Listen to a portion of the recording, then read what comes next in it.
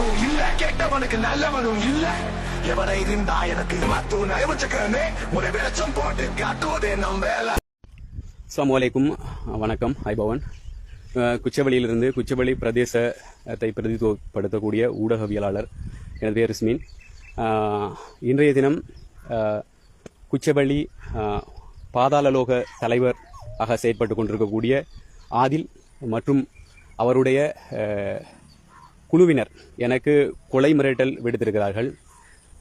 என்னை கொல்லப்போவதாகவும் இல்லை என்றால் எனக்கு போதைப் பொருட்களை போலீசாரிடம் கொடுத்து என்னை கைது செய்யப் போவதாகவும் எனக்கு மிரட்டல் விடுத்திருக்கிறார்கள். இந்த ஆதில் என்பவன் கினியாவிலிருந்து வந்து குச்சவெளி பிரதேசத்தில் கல்யாணம் முடித்து வெளி மாவட்ட பலாயிரம் இளைஞர்கள் யுவதிகளை குறிவைத்து பண மோசடியில் வெளிநாட்டுக்கு அனுப்புவதாக சொல்லி பண மோசடியில் ஈடுபட்டு வருகிறான். இவன் தொடர்பான செய்திகள் வெளி ஊடகங்களில் வெளியிடங்களில் கசியும் பொழுது அதற்கு ஊடகவியலாளர் என்ற வகையில் நான் தான் பொறுப்பு என எண்ணிக்கொண்டு என் மீது ஏதோ ஒரு வழியின் மூலமாக என் மீது சண்டைக்கு அவருடைய குழுவினரை அனுப்பி என்னை ஏற்கனவே தாக்க முற்பட்டிருக்கிறான். அந்த வேளையில் குச்சவெளி போலீசாரிடம் நான் முறைப்பாடு செய்திருக்கிறேன். 4 மாதங்களாகியும் அவனையோ அவனுடைய அந்த குழுவினரையோ கூப்பிட்டு குச்சவெளி போலீசார் விசாரிக்கவில்லை.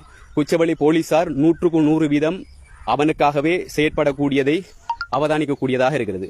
இன்றைய தினமும் என்னை கொள்வதாக கொள்ளை அச்சுறுத்தல் விடுத்தது மட்டுமல்லாமல் போதைப் பொருள் வைத்து என்னை கைது செய்வதாகவும் அவன் குறிப்பிட்டிருக்கிறான். அவனுக்கு நான் இந்த காணொலியின் மூலமாக தெரிவிப்பது,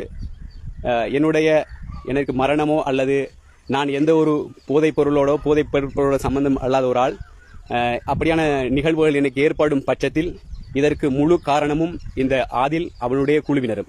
இன்றைய தினம் ஆதில் என்பவனும் அவனுடைய குழுவிலிருந்து ராஜன் என்று சொல்லக்கூடியவனும் எனக்கு தொலைபேசி மூலமாக அச்சுறுத்தல் விடுத்திருக்கிறார்கள். குச்சவெளி போலீசார் அவர்களுக்கு எதிரான முறைப்பாடு செய்தால் எந்த விசாரணையும் மேற்கொள்வதில்லை. அவர்கள் ஏதேனும் முறைப்பாடு செய்துவிட்டால் உடனடியாக அந்த வீட்டிற்கு 10-20 தினம் போலீசினுடைய வாகனம் சென்றுவிடும். அவ்வளவு பலமிக்க ஒரு பாதாளலோக கோஷ்டியின் தலைவன் போல் இந்த குச்சவெளி பிரதேசத்திலிருந்து செயற்பட்டு வருகிறான். இந்த குச்சவெளி பிரதேசத்திற்கு வேறொரு பிரதேசத்திலிருந்து வாழ வந்தவன் இன்று முழு குச்சவெளியை மாட்டி படைத்துக் கொண்டிருக்கிறான். வெளி மாவட்டங்களில் உள்ள இளைஞர் யுவதிகள் நகை பணங்களை வித்து கொடுத்து அவதிப்படக்கூடிய இந்த நிலையில் இவன் இந்த ஊரில் இவனுடைய இந்த ஆட்டத்தை இன்னும் ஆதரிக்கக்கூடிய மக்கள் இருப்பது கவலை அடைகிறது. எனக்கு ஏதேனும் நிகழ்ந்தால் அதற்கு முழு பொறுப்பு ஆதிலின் குழுவினரும் என்பதை இந்த காணொலியில் வாயிலாக தெரிவித்துக் கொண்டு, பயத்திற்காக கிடையாது, இவனை போன்று தாதாக்கள் எமது பிரதேசத்தில் வளரக்கூடாது என்பதற்காக இந்த பதிவு. நான் IGP இன்ஸ்பெக்டர் ஆஃப் ஜெனரல் ஆஃப் போலீஸுக்கு முறைப்பாடு செய்திருக்கிறேன். குச்சவெளி போலீசார், எனக்கு இந்த காணொலியில் சொல்வதற்கு பயம் கிடையாது, குச்சவெளி போலீசினார் அவனுக்கு மிகவும் ஆதரவு தெரிவித்து வருகிறார்கள். அவனுடைய வீட்டுக்கு செல்வது, அவன் வீட்டில் விருந்துண்பது என்று அவனுடைய முறைப்பாடுகளை தூக்கி கொண்டு திரிவது, அவனுக்கு எதிரான முறைப்பாடுகளுக்கு இன்றைக்கு வரைக்கும் சட்ட நடவடிக்கை எடுக்கவில்லை. திருவண்ணாமலை மாவட்டத்தில் இருக்கக்கூடிய MP மற்றும் வெளிநாட்டு வேலைவாய்ப்பு வெளிவிவகார அமைச்சர் அருண் ஹேமச்சந்திர அவர்கள் இருக்கக்கூடிய இந்த திருவண்ணாமலை மாவட்டத்தில் வெளிநாட்டுக்கு அனுப்புவதாக பல கோடி மோசடிகள் செய்தும் அவனுக்கு எதிரான போலீஸ் என்று இருக்கிறது. அவனுக்கு எதிராக பீரோ வெளிநாட்டு வேலைவாய்ப்பு திணைக்களத்தில் அவனுக்கு எதிரான என்ட்ரி பதிவு இருக்கிறது. இப்படி இருந்தும் கிழக்கு மாகாணத்தில் அதற்குரிய அமைச்சர் எங்களுடைய திருவண்ணாமலை மாவட்டத்தில் இருந்தும் இன்று வரைக்கும் அவனுக்கான சட்ட நடவடிக்கை எடுக்கவில்லை. ஏன்? இதனை இலங்கையினுடைய அதிமேதுக்கு ஜனாதிபதி அவர்களுக்கு நான் தெரிவித்துக் கொள்கின்றேன். என்னுடைய இந்த காணொலி தமிழில் இருந்தால் வெளிநாட்டு வேலைவாய்ப்பு பிரதி அமைச்சர் அருண் ஹேமச்சந்திர அவர்கள் தமிழ் மொழியை அறியக்கூடியவர் என்பதால் இந்த பதிவினை கௌரவ பிரதி அமைச்சர் அருண் ஹேமச்சந்திரா அவர்களுடைய கண் பார்வைக்கு படும் வரைக்கும் பகிருமாறும் எனது முகநூல் நண்பர்களுக்கு பணிவாக கேட்டுக்கொள்கிறேன். இவ்வாறான பண மோசடி செய்பவன் எமது பிரதேசத்தில் இருப்பதும் கூடாது.